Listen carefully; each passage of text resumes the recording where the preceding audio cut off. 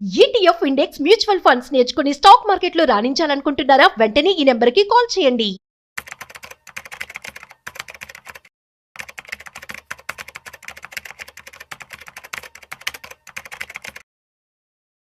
నమస్తే, welcome back to Suman TV. ప్రస్తుతం మనతో పాటు ఉన్నారు స్టాక్ మార్కెట్ అనలిస్ట్ సుందరామరెడ్డి గారు. నమస్తే సార్. నమస్తే. సార్, చాలా మందికి ఫినాన్షియల్ ప్లానింగ్ చేసుకోవడం రావట్లేదు.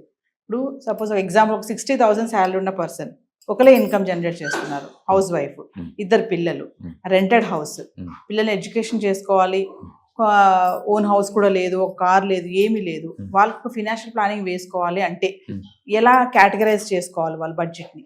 ఫస్ట్ ఏంటంటే ఇంట్లో ఎంత ఖర్చు ఉంది మీరు లిస్ట్ అవుట్ చేయాల్సి ఉంటుందండి. మొత్తం ఎంత ఖర్చు పోతుంది, ఖర్చు నెసరీ కాకుండా అన్నెసరీగా ఏమి ఖర్చు పెడుతున్నారో వాటిని వరకు మనం డిస్కస్ చేయడానికి ఛాన్స్ ఎక్కువ ఉంటుంది. మీరు ఖర్చులు రాయలేదనుకోండి, మనకు అది తెలియదు అనమాట. చాలా వరకు ఏంటంటే మనకు తెలియకుండా జొమాటో ఆర్డర్ ఇస్తారు, ఎమోషనల్గా ఆకలి అవుతుందని చెప్పేసి మనం పట్టించుకోము. అవన్నీ లెక్క చూసుకుంటే మంత్లీ తర్వాత చూసుకున్నాం అనుకోండి, 10 మాటల జొమాటో ఈజ్ ఈక్వల్ టు ట్రిప్కి 150 రూపాయలు ఈజ్ ఈక్వల్ టు అవే ఇంత అవుతుంటాయి. అట్లా ఎమోషనల్ కాకుండా ఒక ప్లాన్డ్గా నువ్వు మొత్తం కనుక డాక్యుమెంట్ కనుక చేసుకుంటే మీ దగ్గర యాప్లు దొరుకుతాయి, ఎక్స్పెండిచర్ యాప్లు దొరుకుతాయి. డైరెక్ట్గా మీరు ప్రతి ఎక్స్పెండిచర్ దాంట్లో లోడ్ చేస్తా ఉన్నాను అనుకో, ఖర్చు పెట్టినప్పుడల్లా అదే చెప్పింది లెక్క ఎంతైంది ఈ మంత్ అని. ఓకే, సో ఆ యాప్లో మొత్తం ఇన్స్టాల్ చేసామనుకోండి, మీకు అర్థమైపోద్ది ఎక్కడెక్కడ ఖర్చు అవుతుంది, అసలు ఎలా ఖర్చు అవుతుంది. లేదా మాన్యువల్గా ఎక్సెల్ షీట్లో సార్ ఈవినింగ్ రోజు లెక్క రాసుకుని సరిపోద్ది. ఈ రోజు ఎంత ఖర్చు అయింది నాకు గుర్తొచ్చినందుకు మొత్తం డాక్యుమెంట్ చేసామనుకోండి. ఫస్ట్ ఏంటంటే అన్నెసరీ ఎక్స్పెండిచర్ ఎక్కడ వెళ్తుంది దాన్ని కట్ చేయాలి. ఎందుకంటే మీరు చెప్పిన లెక్కలో 60,000 రూపాయలు ఇద్దరికి స్కూల్ ఎడ్యుకేషన్ ఉన్నారు, ఆ ఇద్దరి పిల్లల స్కూల్ ఎడ్యుకేషన్ చెరొక 5,000 లెక్కేసుకుంటే, చిన్న స్కూల్ నేను చెప్పేది చిన్న స్కూల్ చెరొక 5,000 వేసుకుంటే, ట్రాన్స్పోర్టేషన్ చెరొక 2,000 వేసుకుంటే వాళ్ళకే నీకు 15,000 దాకా పోతుంది పర్ మంత్. మళ్ళీ ఇంటి రెంటల్ హౌస్ లో ఉంటున్నారు, రెంట్ ఒక 15,000 వేసుకుంటే 30,000 వెళ్ళిపోతున్నాయి. టోటల్ శాలరీలో 50% వేసిపోయింది. ఇక మీకు ఓన్లీ 30,000 ఉన్నాయి. ఇక మళ్ళీ ఫుడ్, ఇటీకి, క్లోత్స్కి, వీటన్నిటికి లెక్కేసుకున్నాం అనుకోండి, సేవింగ్ చాలా టఫ్ అవుద్ది. అందుకని ఫస్ట్ ఏంటంటే వాళ్ళు చేయాల్సిందల్లా ఎక్స్పెండిచర్ ఎంత అవుతుంది ఇంటికి, అందులో అన్నెసరీ ఎక్స్పెండిచర్ ఎంత ఉంది దాన్ని కట్ చేయాలి. రెండోది, రెంట్ కనుక ఎక్కువ అవుతుంది అనిపించింది అనుకోండి, డబుల్ బెడ్రూమ్లో ఉంటే సింగిల్ బెడ్రూమ్ షిఫ్ట్ అవ్వండి. ఇల్లు ఎంత ఎక్కువ ఉందని దాన్ని బట్టి రిచ్ ఉండదు, ఎంత కంఫర్ట్గా ఉన్నదాన్ని బట్టి రిచ్నెస్ ఉంటుంది. కాబట్టి మీకు ఇల్లు ఒకళ్ళు ఎక్కువ సేవ్ అవ్వటం లేదనిపించేస్తే డబుల్ బెడ్రూమ్ నుంచి సింగిల్ బెడ్రూమ్ షిఫ్ట్ అవ్వండి. మూడోది, ఇన్కమ్ పెరిగే ఛాన్స్ ఏదైనా చూసుకోండి. స్కిల్ ఇంప్రూవ్మెంట్ ద్వారా ఇన్కమ్ పెరుగుతుంది. లేదు అంటే పార్ట్ టైం జాబ్స్, లేదా ఈవినింగ్ టైంలో అడిషనల్ వర్క్ చేయడం ద్వారా, లేదా ఏదైనా ఎంటర్ప్రినర్గా ఏదైనా బిజినెస్ స్టార్ట్ చేసి చేయొచ్చు. రెండోది, అట్లా కూడా అవటం లేదు, ఇంట్లో స్పౌస్ ఖాళీగా ఉంటుంది దీనికి, ఆమె ఎడ్యుకేటర్ అనుకోండి, ఆమెకి ఏదో ఒక జాబ్, ఎందుకంటే కిడ్స్ ఇద్దరు స్కూల్కి వెళ్తున్నారు ఆల్రెడీ, ఆమె ఇంపార్టెన్స్ ఇంతకుముందు అంత లేదు, ఇప్పుడు టైం ఉంటుంది. కాబట్టి ఆమెను కూడా జాబ్ పంపించడం ద్వారా, లేదా ఏదైనా హోమ్ బేస్డ్ బిజినెస్ ఏదైనా స్టార్ట్ చేయడం ద్వారా ఎంతకంత ఇన్కమ్ జనరేట్ అవుద్ది కదా. ఈవెన్ ఆ టైంలో మంత్లీ ఈవెన్ 5,000 వచ్చినా సరే ఎక్స్ట్రా ఉంటుంది, నీకు 25 ఇయర్స్ తర్వాత 1 కోటి రూపాయలు ఫామ్ అవుతుంది. ఈ 5,000 రూపాయలు రావట్లేదు అనుకోండి, 25 ఇయర్స్ తర్వాత ఇదే లైఫ్ కదా, ఇంకా ఇదే లైఫ్. అందుకని మీరు ఎంత ఎక్కువ మనీ సేవ్ చేయగలిగే, ఆ సేవింగ్ తీసుకెళ్ళేసి ఎంత త్వరగా మీరు ఇన్వెస్ట్మెంట్ చేయగలిగితే, ఎక్కడైనా సరే 20% అని అబోవ్ వచ్చేసి వాటి కనుక ఇన్వెస్ట్ చేయగలిగితే ఈ మనీ గ్రో అవుతూ ఉంటుంది అనమాట. ఓవర్ పీరియడ్ ఆఫ్ టైంలో మీ ఇంట్లో 2 ఇన్కమ్ వచ్చినట్టు ఉంటుంది అనమాట. ఎప్పుడైతే మీకు మ్యూచువల్ ఫండ్లో ఒక 50 లక్షల కార్పస్ చేరిద్దో, అప్పుడు ఎంచక్క ఈ డబ్బు మీ శాలరీ ఎంత వస్తుంటుంది అనమాట. అందుకని సాధ్యంత వరకు ఇంట్లో ఎక్కువ మంది వర్క్ చేసేలా చేసుకోవాలి, ఖర్చులు తగ్గించేలా చూసుకోవాలి, అండ్ మనకు వచ్చే ఖర్చులు తగ్గట్టు లైఫ్ స్టైల్ ఉండాలి. పక్కింటోళ్ళని చూసి, ఎదురింటోళ్ళు చూసి మనం ఇన్స్పైర్ అయ్యే లైఫ్ స్టైల్ ఖర్చు పెట్టకూడదు, అఫోర్డబిలిటీని బట్టి చూడాలన్నమాట. అందుకని మనకి 60,000 వస్తుంది కదా మీరు చెప్పిన ఎగ్జాంపుల్లో, మీ ఖర్చు 45,000 లోపు ఉండాలి, 40,000 లోపే ఉండాలి. మీరు ఏం చేస్తారనేది అనవసరం. అక్కడ పిల్లల్ని ప్రైవేట్ స్కూల్ మానేసి గవర్నమెంట్ స్కూల్ పంపిస్తావా? చాలా మంది గవర్నమెంట్ స్కూల్ అనేది ఇన్స్టిట్యూటల్ ఫీల్ అవుతారు. అండ్ బిలో మీ బోర్బండ్లో గవర్నమెంట్ స్కూల్ ఉంది, ఎంత కాంపిటీషన్ తెలుసు అక్కడ సీట్ రావాలంటే. అక్కడ యావరేజ్ స్కోర్ వచ్చి అందరికి 80 పైన వస్తుంది బై డిఫాల్ట్.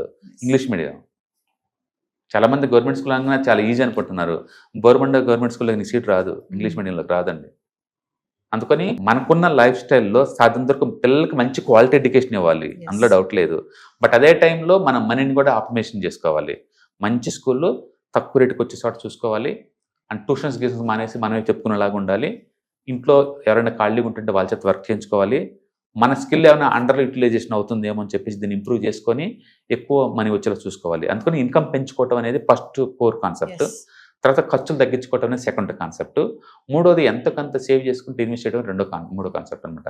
కాబట్టి మీ ఖర్చులు మీ స్కిల్ పెంచుకోవటం ద్వారా ఇన్కమ్ పెంచుకోవటం ద్వారా బీన్ అవుతుంది, ఖర్చులు తగ్గించుకోవటం ద్వారా అండ్ సేవింగ్ చేయడం ద్వారా మనం పెంచుకుంటూ మంత్లీ అట్లీస్ట్ 10 to 15,000 మీరు సేవ్ చేస్తున్నారు అంటే కనుక అండ్ 20 years తర్వాత మీకు దరిద్రం తీరిపోయే ఛాన్స్ ఎక్కువ ఉంది. ఇంకా చాలా మంది సార్ ఈ ఎమర్జెన్సీ ఫండ్ అంటారు కదా, సో ఇంత ఉన్నా కూడా మెడికల్ గా ఎప్పుడు ఏదవుతో తెలియదు. అది కంపల్సరీ అండి. మన దగ్గర అమౌంట్ ఉంది అనుకోండి, ఇంట్లో ఏదో ఎవరికన్నా హెల్త్ బాగాలేదు, హాస్పిటల్ అర్జెంట్ పోవాలి, పోస్ట్పోన్ చేయలేం కదా.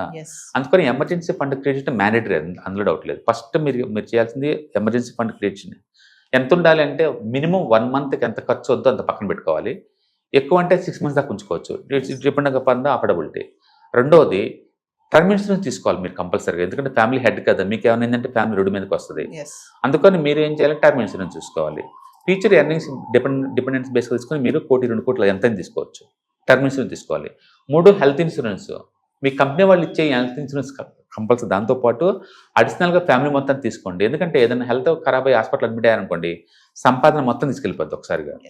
అందుకని కంపల్సరీగా ఎమర్జెన్సీ ఫండ్ క్రియేట్ చేయాలి, టర్మ్ ఇన్సూరెన్స్ తీసుకోవాలి, ఫ్యామిలీకి హెల్త్ ఇన్సూరెన్స్, ఈ 3 మెయింటైన్ చేసిన తర్వాత ఇప్పుడు డబ్బులు సేవింగ్స్ అంతా మ్యూచువల్ ఫండ్స్ కానీ ఎక్కడైనా సరే 28% ఎక్కడ మీకు వస్తుందో అక్కడ పెట్టుకోవడం ద్వారా దీన్ని మీరు చేసుకుంటూ పోవాలన్నమాట. అందుకని ఫైనాన్షియల్ లిటరసీ మీకు ఉండాలి, ఎంతకంత ఉండాలి. మీరు ఎక్కడ పెట్టాలి, ఎలా పెట్టాలి అని తెలియనప్పుడు మన యూట్యూబ్ ఛానల్ వీడియోస్ ఉంటాయి చూడండి, లేదా మీకు ప్రోగ్రామ్ కండక్ట్ చేస్తారు కదా, ఇలాంటి వాటికి అటెండ్ అవడం ద్వారా మీకు క్లారిటీ వస్తుందన్నమాట. మొత్తానికి ఎర్నింగ్స్ పెంచుకోవటం, ఎక్స్పెండిచర్ తగ్గించుకోవటం, ఆ మిగిలిపోయిన డబ్బుని ప్రాపర్ ఇన్వెస్ట్మెంట్ వెహికల్స్ ఇన్వెస్ట్ చేయడం ద్వారా మనం దరిద్రాన్ని బాగా తగ్గించుకోవచ్చు అనమాట. కాబట్టి ఎమర్జెన్సీ ఫండ్ క్రియేట్ చేయడం step number 1, step number 2 term insurance, step number 3 ఫ్యామిలీకి హెల్త్ ఇన్సూరెన్స్. ఈ 3 తర్వాత బిగిన్ చేయండి ఇన్వెస్ట్మెంట్ చేయడం. Thank you sir. Hello friends, financial freedom మీద వెబినార్ జరగబోతుంది. ఇది డైలీ 3 hours ఉంటుంది, 3 days ప్రోగ్రామ్.